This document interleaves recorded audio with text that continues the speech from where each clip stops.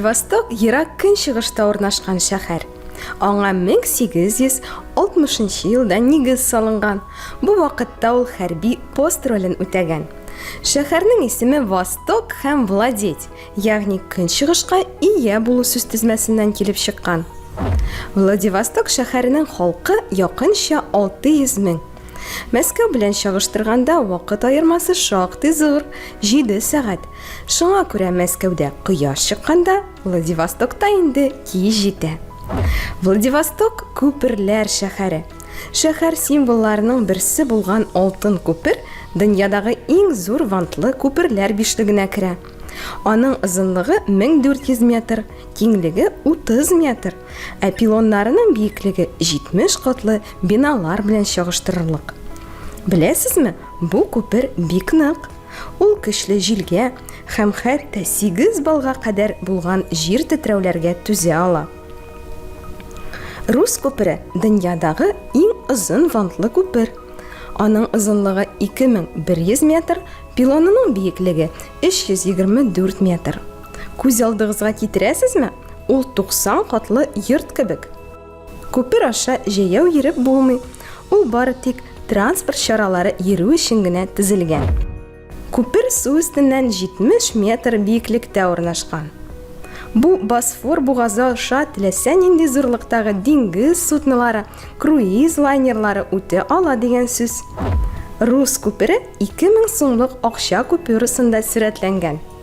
Күпернең вантлары Россия флагы төсенә буялган. Токаревская кошка маягы Босфор бугазы аша Владивостокка керүче кораблар һәм сәүдә суднолары өчен ориентир булып тора. Маяк 1910 елда төзелгән һәм безнең көннәргә кадәр шул килеш сакланып калган. Аның биеклеге 12 метр. Маякның урнашу урыны шунысы белән игътибарга лаек. Ул материкның иң кырый ноктасы булып санала. Алга таба Тын океан җәелә. Узган гасырның 60 елларыннан 2012 елга кадәр Пыяла бухтасыннан ерак түгел чүплек эшләнгән. Аның калдыклары еш кына диңгезгә эләккән һәм агым су белән ярга чыгарылган. Суда шулай ук шешәләрдән, пыяла банкалардан, кружкалардан һәм тәлинкәләрдән меңләгән кыйпылчыклар калган.